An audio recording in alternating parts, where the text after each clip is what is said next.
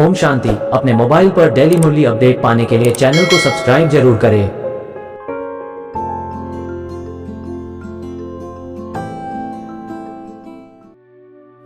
ओम शांति। आज 6 फरवरी 2024 की साकार मधुर मुरली। आज मीठे मीठे बाप दादा ने कहा, मीठे बच्चे, अपने हार और जीत की हिस्ट्री को याद करो। यह सुख और दुख का खेल है। इसमें 3/4 सुख है, 1/4 दुख है, इक्वल नहीं। प्रश्न, यह बेहद का ड्रामा बहुत ही वंडरफुल है, कैसे? उत्तर, यह बेहद का ड्रामा इतना तो वंडरफुल है जो हर सेकंड सारी सृष्टि में हो रहा है, वह फिर से हूबहू रिपीट होगा। यह ड्रामा जू मिसल चलता ही रहता है, टिक टिक होती रहती है, एक टिक न मिले दूसरी टिक से। इसलिए यह बड़ा वंडरफुल ड्रामा है। जो भी मनुष्य का पाठ अच्छा व बुरा चलता है, सब नूंद है। इस बात को भी तुम बच्चे ही समझते हो। ओम शांति। ओम शांति का अर्थ बच्चों को समझाया है, क्योंकि अब आत्म अभिमानी बने हो। आत्मा अपना परिचय देती है, हम आत्मा हैं। आत्मा का स्वधर्म है शांत। अब सभी आत्माओं के घर जाने का प्रोग्राम है। यह घर जाने का प्रोग्राम कौन बताते हैं? जरूर बाप ही बताएगा। हे आत्माएं, अब पुरानी दुनिया खत्म होनी है। सभी एक्टर्स आ गए हैं, बाकी थोड़ी आत्माएं रही हैं। अब सबको वापस जाना है, फिर पाठ रिपीट करना है। तुम बच्चे असल में आदि सनातन देवी देवता धर्म के थे। पहले पहले सतयुग में आए थे, फिर पुनर्जन्म लेते लेते अब पराये राज्य में आकर पड़े हो। यह सिर्फ तुम्हारी आत्मा जानती है और कोई नहीं जानते। तुम एक बाप के बच्चे हो। मीठे मीठे बच्चों को बाप कहते हैं, बच्चे तुम अब पराये रावण राज्य में आकर पड़े हो, अपना राज्य भाग्य गवा बैठे हो। सतयुग में देवी देवता धर्म के थे, जिसको 5000 वर्ष हुए। आधा कल्प तुमने राज्य किया, क्योंकि सीढ़ी नीचे भी जरूर उतरना है। सतयुग से त्रेता, फिर द्वापर, कलयुग में आना है, यह भूलो नहीं। अपनी हार और जीत की जो हिस्ट्री है, उनको याद करो।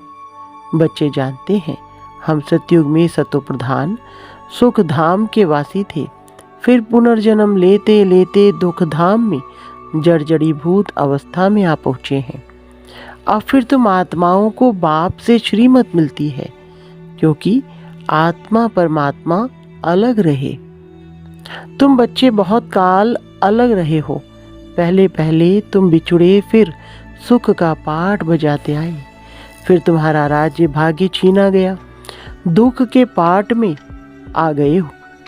अब तुम बच्चों को फिर से राज्य भाग्य लेना है, सुख शांति का। आत्माएं कहती हैं, विश्व में शांति हो। इस समय तमो प्रधान होने कारण विश्व में अशांति है। यह भी शांति और अशांति, दुख और सुख का खेल है। तुम जानते हो, 5000 वर्ष पहले विश्व में शांति थी। मूल वतन तो है ही शांति धाम। जहाँ आत्माएं रहती हैं, वहाँ तो अशांति का प्रश्न ही नहीं। सतयुग में विश्व में शांति थी, फिर गिरते गिरते अशांति हो गई। अब सारे विश्व में शांति सब चाहते हैं। ब्रह्म महातत्व को विश्व नहीं कहेंगे, उनको ब्रह्मांड कहा जाता है, जहाँ तुम आत्माएं निवास करती हो।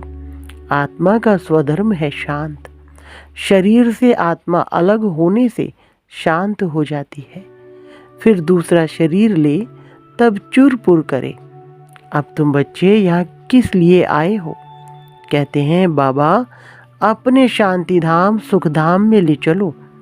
शांति अथवा मुक्ति धाम में सुख दुख का पाठ नहीं है। सतयुग है सुख धाम, कलयुग है दुख धाम। उतरते कैसे हैं, वह तो सीढ़ी में दिखाया है।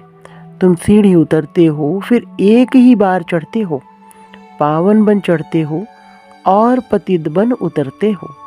पावन बनने बिगर चढ़ नहीं सकते हो, इसलिए पुकारते हैं बाबा आकर हमको पावन बनाओ। तुम पहले पावन शांति धाम में जाकर फिर सुख धाम में आएंगे। पहले है सुख, पीछे है दुख।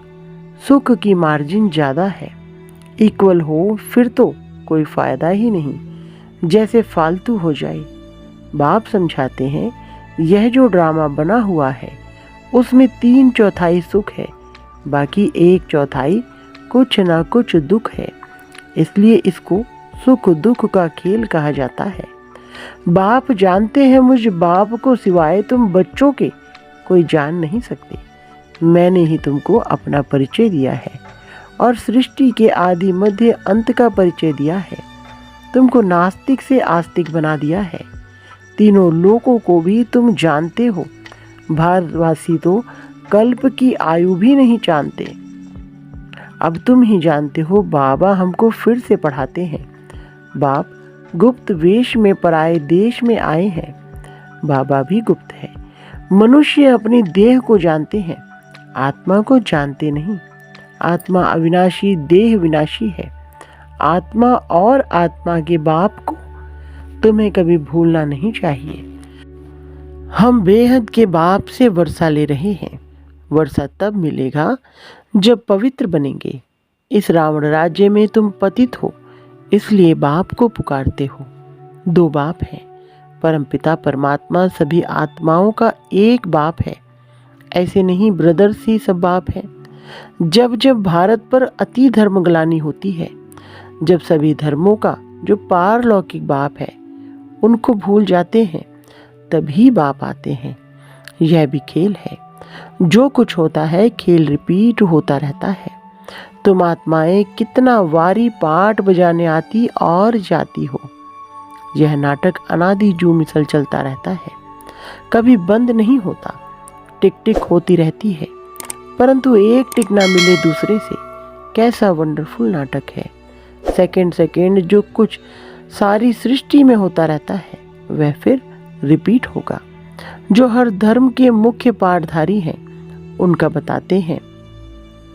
वह सब अपना अपना धर्म स्थापन करते हैं, राजधानी नहीं स्थापन करते हैं। एक परमपिता परमात्मा धर्म भी स्थापना करते और राजधानी अथवा डिनास्टी भी स्थापन करते हैं। वह तो धर्म स्थापन करते हैं, उनके पिछाड़ी सबको आना है। सबको ले कौन जाता है? बाप। कोई तो बहुत थोड़ा पाठ बजाया और खलास। जैसे जीव जंतु निकले और मरे। उनकी तो जैसे ड्रामा में बात ही नहीं। अटेंशन किस तरफ जाता है? एक तो क्रिएटर तरफ जाएगा, जिसे सब कहते हैं ओ गॉड फादर, हे परमपिता परमात्मा। वो सभी आत्माओं का पिता है। पहले आदि सनातन देवी देवता धर्म था। यह कितना बड़ा बेहद का झाड़ है। कितने मत मतांतर, कितनी वैरायटी चीज़ें निकली हुई है, गिनती करना मुश्किल हो जाता है। फाउंडेशन है नहीं, बाकी सब खड़े हैं। बाप कहते हैं मीठे मीठे बच्चों, मैं आता ही तब हूँ जबकि अनेक धर्म हैं, एक धर्म नहीं है। फाउंडेशन प्राय लोप है, सिर्फ चित्र खड़े हैं। आदि सनातन था ही एक धर्म, बाकी सब बाद में आते हैं। त्रेता में बहुत है जो स्वर्ग में नहीं आते। तुम अब पुरुषार्थ करते हो हम स्वर्ग नई दुनिया में जाएं। बाप कहते हैं स्वर्ग में तुम तब आएंगे जब मेरे को याद कर पावन बनेंगे और दैवी गुण धारण करेंगे। बाकी झाड़ की टाल टालियाँ तो अनेक हैं। बच्चों को झाड़ का भी पता पड़ा है कि हम सब आदि सनातन देवी देवताएं स्वर्ग में थे। अब स्वर्ग है नहीं, अभी नरक है। तब बाप ने प्रश्नावली बनाई थी कि अपने दिल से पूछो, हम सतयुगवासी स्वर्गवासी हैं या कलयुगी नरकवासी हैं? सतयुग से नीचे कलयुग में उतरते हो, फिर ऊपर कैसे जाएंगे? बाप शिक्षा देते हैं तुम तमो प्रधान से सतो प्रधान कैसे बनेंगे? अपने को आत्मा समझ मुझे याद करो तो योग अग्नि से तुम्हारे पाप कट जाएंगे। कल पहले भी तुमको ज्ञान सिखलाकर देवता बनाया था, अभी तुम तमो प्रधान बन पड़े हो। फिर जरूर कोई तो सतो प्रधान बनाने वाला होगा। पतित पावन कोई मनुष्य तो हो ना सके। हे पतित पावन, हे भगवान, जब कहते हो तो बुद्धि ऊपर चली जाती है। वह है निराकार, बाकी सब है पाठधारी।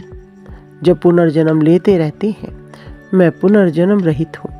यह ड्रामा बना हुआ है, इसको कोई जानते नहीं। तुम भी नहीं जानते थे। अब तुमको स्वदर्शन चक्रधारी कहा जाता है। तुम अपने स्व आत्मा के स्वधर्म में ठहरो, अपने को आत्मा निश्चय करो।